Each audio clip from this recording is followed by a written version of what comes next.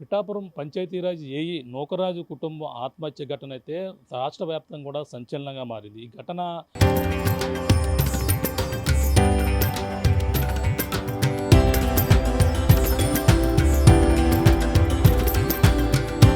తరతరాలుగా తరగని స్వర్ణ బంధాలు మన మానిపల్లి జ్యువెలర్స్. ఇప్పటికే అనేక అనుమానాలు అయితే తావతీస్తుంది. ఈ ఘటనకి కారణమైనటువంటి షేక్ షాదిక్ ఖాన్ ఇప్పటికే పోలీసులు అంటే తప్పించుకుని పరారైపోయినటువంటి ఎవరైతే షేక్ షాదిక్ ఖాన్ అయితే పోలీసులు అయితే ఎట్టకేలకు పట్టుకున్నారు. అలాగే అతను వేరే దేశం పారిపోవాలని వేసినటువంటి ఆ స్కెచ్ను పోలీసులు అయితే మొత్తం వారి అన్నీ కూడా వాళ్ళు ఎప్పటికప్పుడు నిఘా పడినారు. అలాగే ఎటువంటి ఆధారాలు లేవనుకున్నటువంటి అతను ఒక ఫోన్ పట్టుకెళ్ళలేదు, అలాగే యూపీఐ ట్రాన్సాక్షన్ పెట్టలేదు. అతను ఆ రోజు ఘటన జరిగిన 16వ తేదీ రాత్రి ఘటన జరిగిన మరనాడే కాకినాడ వదిలి పరారైపోయినటువంటి ఆ షేక్ షాదిక్ ఖాన్ను 10 బృందాలుగా కాకినాడ పోలీసులు, రాజమండ్రి పోలీసులు కూడా గాలింపు చర్యలు చేపట్టి ఎట్టకేలకి పోలీసులకి పట్టుకుని నిన్న కూడా రిమాండ్ పోలీసులు కస్టడీ చూపించారు. అలాగే రిమాండ్ విధించి ప్రస్తుతం కాకినాడ సబ్ జైల్లోనే అప్పుడైతే 14 రోజుల పాటు కూడా రిమాండ్ విధించినటువంటి పరిస్థితి ఉంది. అలాగే ఈ ఘటనపై అనేక విషయాలు బయటికి రావాల్సిన అవసరం ఉంది. అలాగే షేక్ షాదిక్ ఖాన్ అలాగే కుటుంబం నూకరాజు కుటుంబం మరణానికి కారణమే కాకుండా తన సౌజన్య ఎవరైతేనో సౌజన్యాన్ని తను ఆ మత మార్పిడి చేయడం ఒక అంశం, తనను బలవంత పెట్టడం, తన మత మార్పిడి కావాలని అలాగే ఇస్లామిక్ బుక్స్ చదవాలని ఇటువంటి హింసలు ఆ లవ్ జిహాదీ అంశం అయితే ఒక పక్కన చర్చనీయాంశంగా మారింది. ఇదే అంశంపై ఒక పక్కన బీజేపీ నాయకులతో పాటు అలాగే హిందూ సంఘాలు కూడా తీవ్రంగా మండిపడుతున్నాయి. అలాగే ఇటువంటి కుటుంబాలని అనేక విధాలుగా కూడా పలు ప్రాంతాల్లో కూడా ఇటువంటి సంఘటనలు చోటు చేసుకున్నాయి. వెలుగులోకి రాని ఎన్నో ఉన్నాయి.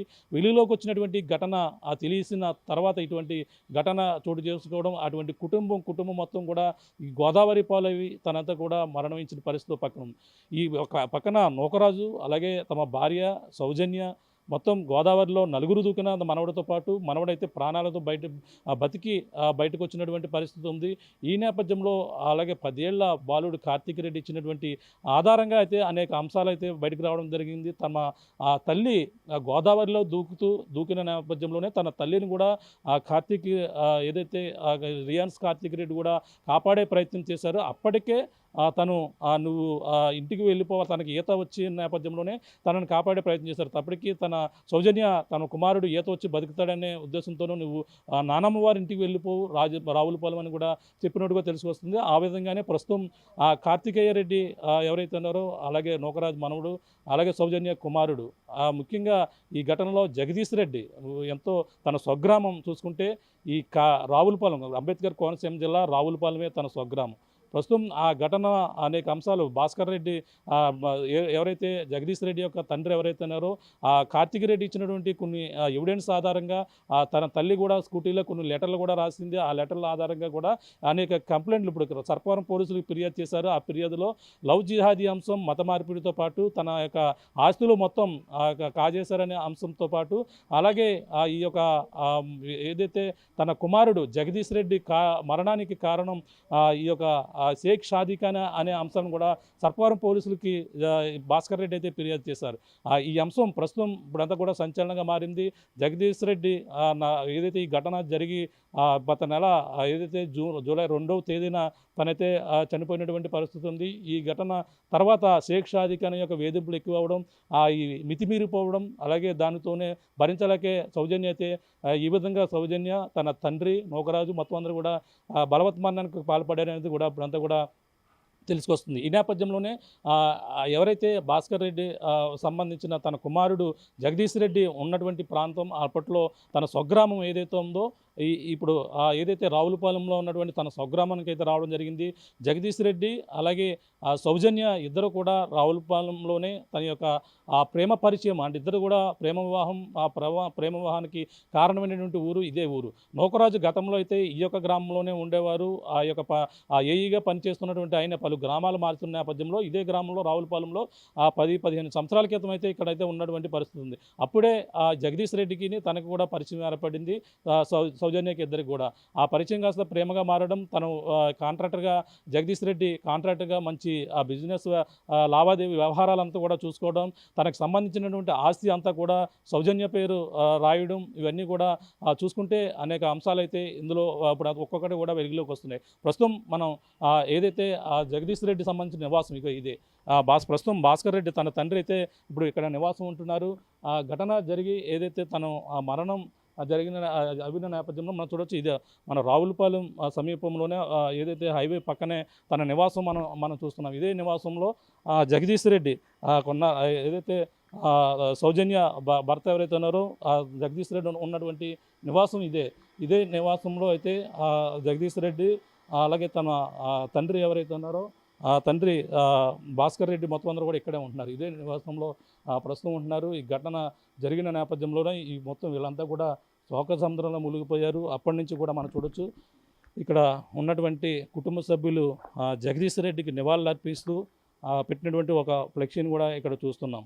ఇది చూడొచ్చు జగదీష్ రెడ్డికి సంబంధించిన చిత్రపటం మనం చూసాం. ఈ ఫోటోను కూడా ఇతను స్వగ్రామం ఇది చూస్తున్నాం. అతి చిన్న వయసులోనే ఉన్న శిఖరాలు అందుకున్నావు, ఎందరికో ఆదర్శంగా నిలిచావు. నువ్వు మా బిడ్డగా జన్మించడం మా పూర్వజన్మ సుకృతం. మేము ఎన్ని జన్మలు ఎత్తినా నువ్వే మా బిడ్డగా జన్మించాలని ఆ భగవంతుని వేడుకుంటున్నాము. నీ పవిత్ర ఆత్మకు శాంతిని ప్రసాదించాలని ఆ భగవంతుని ప్రార్థిస్తున్నామంటూ అశ్రు నయనాలతో అమ్మ నాన్న కుటుంబ సభ్యులు చూడొచ్చు. ఈ యొక్క వీళ్ళు మాట్లాడినటువంటి వీళ్ళు పెట్టినటువంటి కొటేషన్ చూసుకుంటేనే ఎంత చక్కగా అంటే జగదీష్ రెడ్డి యొక్క మనస్తత్వం ఏ విధంగా ఉంటుందనేది కూడా మనకు తెలిసిపోతుంది. చూడొచ్చు ఇక్కడ అతి చిన్న వయసులో అంటే ఇక్కడ మేము ఎన్ని జన్మలు ఎత్తినా సరే నువ్వే మా బిడ్డగా జన్మించాలనేది ప్రధానంగా తల్లిదండ్రులు ఈ విధమైనటువంటి అతనికి ఒక ఫ్లెక్సీని ఏర్పాటు చేసి ఇంటి వద్దనే ఇంకా వాళ్ళ యొక్క జ్ఞాపకాలను గుర్తుపెట్టుకుంటున్నటువంటి అంశాన్ని మనం చూస్తున్నాం. ఈ విధంగా జగదీష్ రెడ్డి అంటే ఎంత మంచి వ్యక్తి అనేది కూడా ఇక్కడ ఉన్న స్థానికులు కూడా అడిగాం. చాలా మృదు స్వభావి, చాలా మంచి వ్యక్తి. సౌజన్యతో ఈ విధంగా పరిచయం ఏర్పడింది. ఆ పరిచయం ప్రేమగా మారింది. నూకరాజు ఇక్కడే పనిచేస్తున్న నేపథ్యంలోనే జగదీష్ రెడ్డికి అలాగే సౌజన్యకి ప్రేమగా మారి ఆ ప్రేమ కూడా అంటే తనలో కాలేజీ చదువుకున్న సమయంలో కూడా ఇంజనీరింగ్ చదువుకున్నారు. ఆ యొక్క సమయంలో కూడా ఇద్దరు కూడా పరిచయం ఏర్పడిందని చెప్పుకొస్తున్నారు. అతను ఏదైతే ఇతను కాంట్రాక్టులు పనులు చేస్తుంటారు జేఈ నూకరాజు ఆ కాంట్రాక్టులు ఏదైతే అతను పనిచేస్తున్నా దాంట్లో కాంట్రాక్టుల వ్యవహారాలు కూడా చూడడం, ఈ విధంగానే పరిచయం ఏర్పడడం. సౌజన్యతో వివాహం అయిన తర్వాత తనకి 10 ఏళ్ల కార్తికేయ రెడ్డి కూడా ఇప్పుడైతే జన్మించినటువంటి ఉన్నటువంటి పరిస్థితి ఉంది. ఈ నేపథ్యంలో ఈ ఘటన అనేక విధాలుగా సంచలనంగా మారింది.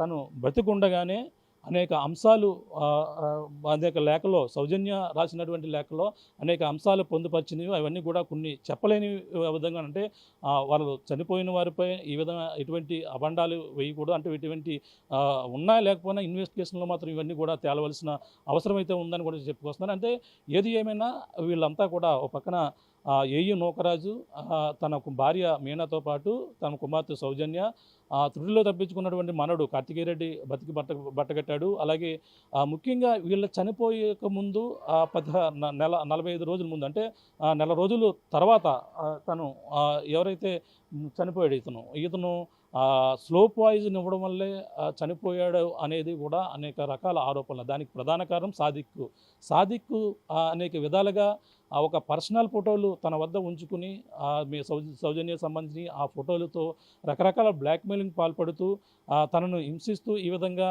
తనపైనే స్లో పాయిజన్ ఇచ్చి ఇతను మరణానికి కారణం అవ్వడం, ఆ తర్వాత హైదరాబాద్ హాస్పిటల్లోనే తను జాయిన్ అవ్వడం, అక్కడే చికిత్స పొందుతూ ఆయన ఎవరైతే జగదీష్ రెడ్డి అయితే చనిపోయినటువంటి పరిస్థితి.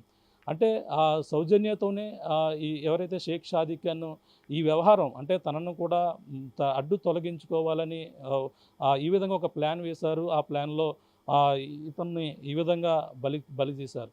అంతేకాకుండా ఆ తర్వాత ఇతను చనిపోయిన తర్వాత షేక్ షాదిక్ ఖాన్ చేసినటువంటి వ్యవహారం అంతా ఇంత కాదు.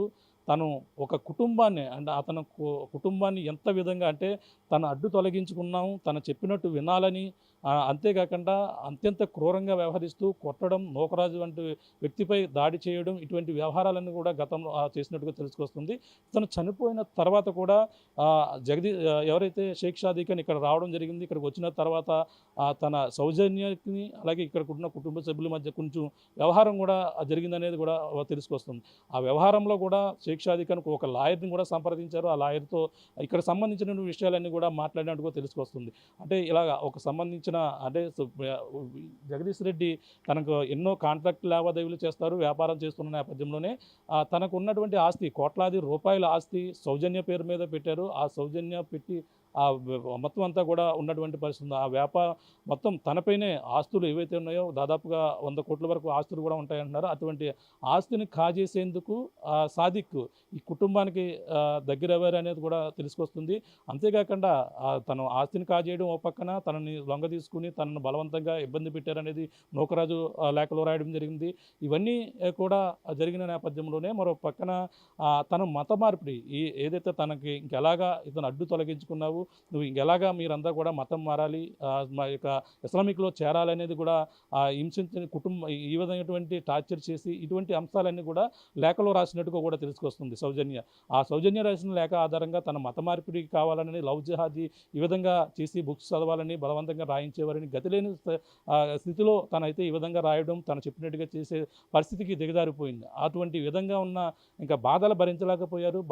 బాధలు భరించలేకపోయే కుటుంబం మొత్తం కూడా గోదావరిలో దూకి ఆత్మహత్యకు పాల్పడడం, ఆత్మహత్యకు ముందు నూకరాజు ఒక లేఖ రాయడం, అలాగే తన సౌజన్య దాదాపుగా ఒక 3 లేఖల వరకు రాయడం, ఆ 3 లేఖల ఆధారంగానే భాస్కర్ రెడ్డి తను కార్తికేయ రెడ్డి ఇచ్చినటువంటి ఫిర్యాదు వివరాల ఆధారంగా భాస్కర్ రెడ్డి ఎవరైతే జగదీశ్ తండ్రి వాళ్ళకైతే పోలీసులకైతే ఫిర్యాదు ఇచ్చారో ఆ ఫిర్యాదుల ఆధారంగా కాకినాడ పోలీసులు రంగంలో దిగారు. మరో పక్కన ఆత్మహత్య చేసుకున్న ఘటనపై రాజమండ్రి 2 టౌన్లో ఒక కేసు నమోదైంది.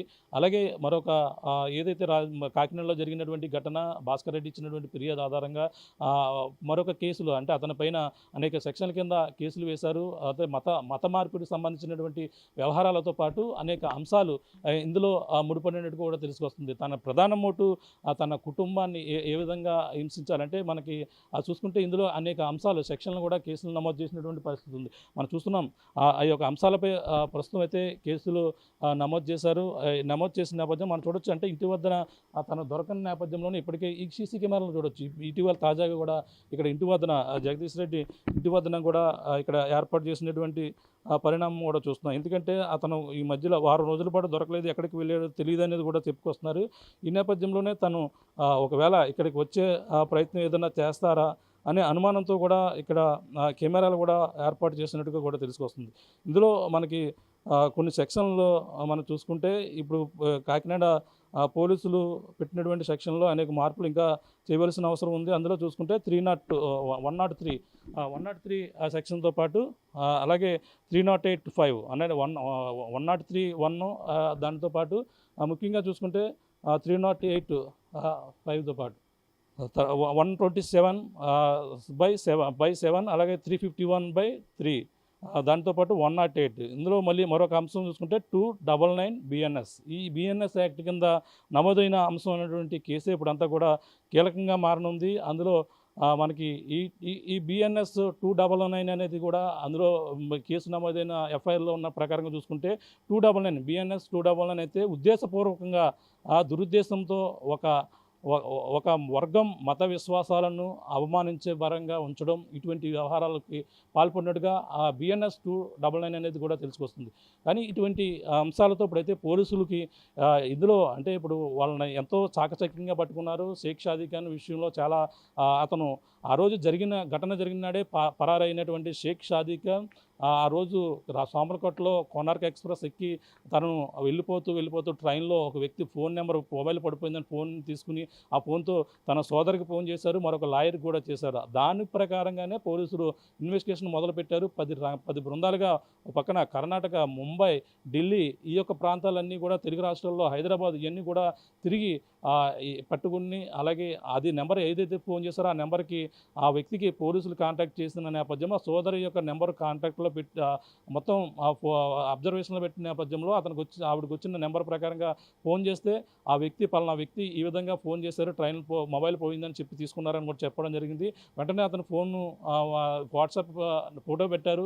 ఫోటో పెడితే ఇతనేనంటే ఇతనే అని చెప్పేసి అతను కన్ఫర్మ్ చేస్తే నేపథ్యంలో ఆ విధంగా పోలీసులు ఇన్వెస్టిగేషన్ దర్యాప్తు చేస్తే అతను ఎట్టకేలకి ఈ యొక్క ప్రాంతాలన్నీ కూడా మారుతూ అక్కడ నుంచి వేరే కర్ణాటక నుంచి ఢిల్లీ వెళ్ళిపోయి ఢిల్లీ ఫ్లైట్లో వెళ్ళిపోయి అక్కడ నుంచి అతను ఈ యూపీఐ ట్రాన్సాక్షన్ కానీ ఎక్కడ కూడా డబ్బులు ట్రాన్సాక్షన్ ఎక్కడ కూడా చేయకపోవడంతోనే డబ్బులు క్యాష్ కూడా పట్టుకెళ్ళిపోయాడు. అతను ఇక్కడి నుంచి విదేశాలు వెళ్ళిపోదాం అనుకుంటే అప్పటికే లుకౌట్ నోటీసులు పోలీసులు జారీ చేశారు. ఆ లుకౌట్ నోటీసుల ప్రకారంగా ఇతను కేరళ నుంచి ఏదైతే ఈ యొక్క జలమార్గం ద్వారా పారిపోదాం అనేది కూడా ప్రయత్నం చేసినట్టుగా ఉంది. ఆ యొక్క ప్రయత్నాలన్నీ కూడా పోలీసులు బిడిసికొట్టి ఎట్టకేలకు ఢిల్లీలో అతను పట్టుకున్న తర్వాత ఆ మీరట్లో పట్టుకుని ఆ మీరట్లో కోర్టు ముందు అక్కడ నుంచి ట్రాన్స్పోర్ట్ ద్వారా ఇక్కడికైతే రప్పించడం జరిగింది. అక్కడ మీదుగా జరిగిన పరిణామాలు పోలీసులు అయితే ప్రస్తుతం కేసు నమోదు చేసి వాళ్ళని రిమాండ్కి అయితే తరలించారు. 14 రోజులు రిమాండ్ తర్వాత ఈ రోజు మళ్ళీ అతను మరొకసారి కస్టడీ అంటే అనేక అంశాలు తేలాలి.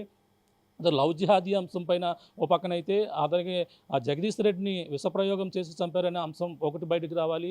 ఈ లవ్ జిహాదీ అంశం మరొకటి బయటకు రావాలి. తనకు ఉన్నటువంటి ఆస్తులు ఏవేవి బలవంతంగా తన అకౌంట్లన్నీ కూడా స్వాధీనం చేసుకున్నటువంటి అంశాలన్నీ కూడా బయటకు రావాల్సిన అవసరం ఉన్న నేపథ్యంలోనే ఇప్పుడు పోలీసులు అయితే మరొకసారి కస్టడీ పిటిషన్ వేశారు. ఆ కస్టడీ పిటిషన్లో మాత్రం అనేక విషయాలు అయితే తేలవలసిన అవసరం అయితే ఎంతైనా కనపడుతుంది. దీనిపై మరి చూడాలి. ఈ ఘటన అయితే ఇప్పుడంతా కూడా సంచలనంగా మారింది. ఒక కుటుంబానికి మరణానికి మొత్తం కాదు నలుగురు మరణానికి కారణమైనటువంటి షేక్ షాదికాన్ని అంశం ఒక పక్కన ఈ విధంగా కుటుంబం మరణానికి కారణమైనటువంటి అతనికి కఠినంగా శిక్షించాలని కొందరు కోరుకుంటే లవ్ జిహాదీ అంశం హిందువులను ఈ విధంగా మత మార్పిడి చేసే విధంగా చేయాలని అనేక ప్రలోభాలకు గురి చేసినటువంటి వ్యక్తిపై ఇటువంటి సంఘటనలు ఇంకా అనేక ప్రాంతాల్లో ఉన్నాయి. ఎక్కడో ఉగ్రవాద లింకులు కూడా ఉన్నాయి అనేది మరొక అంశం ఉంది.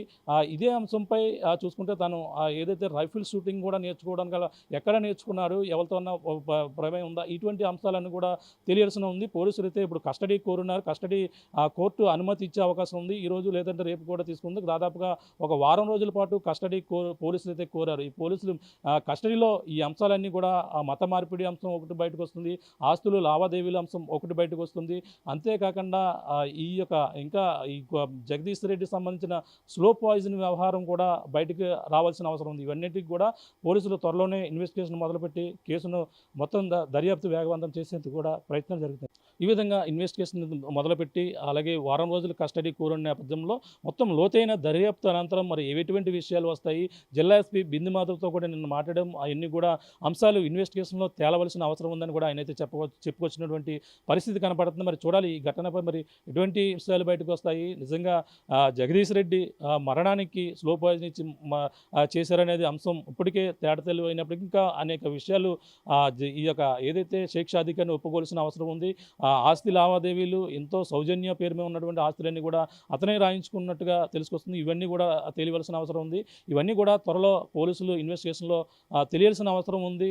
దీనికి ఏదైతే జగదీష్ రెడ్డి మరణానికి కారణమైనటువంటి షేక్ షాదికాన్ని ఖచ్చితంగా శిక్ష పడాలంటూ కూడా భాస్కర్ రెడ్డి ఫిర్యాదు ఆధారంతో పాటు అలాగే హిందువులు కూడా ఇప్పుడంతా కూడా నిన్నంతా భారీ ఎత్తున ర్యాలీ కూడా నిర్వహించి దీనిపై అనేక విధాలుగా కూడా డిమాండ్ చేస్తున్నటువంటి పరిస్థితి. ఇంకా ఇటువంటి వాళ్ళు ఎక్కడన్నా ఉన్నారా అనే కోణంలో కూడా దర్యాప్తు చేయవలసిన అవసరం ఉందని కూడా చెప్పుకొస్తున్న నేపథ్యంలో ప్రస్తుతం ఈ కేసు మరింత హార్ట్ పుట్టించే విధంగా ఈ యొక్క లవ్ జిహాదీ అంశం మరింత ఈటు పుట్టించే అవసరం అయితే ప్రధానంగా కనపడుతుంది. ఇందులో వాస్తవాలు తెలియాలంటే పోలీసులు ఇన్వెస్టిగేషన్లో పూర్తి విషయాలు అయితే తెలియాల్సిన అవసరం ఎంతైనా ఉందని చెప్పాలి. ఇక్కడున్న తాజా పరిస్థితి. కెమెరా అనిల్తో ప్రకాష్ RTV రావులపాలెం నుంచి.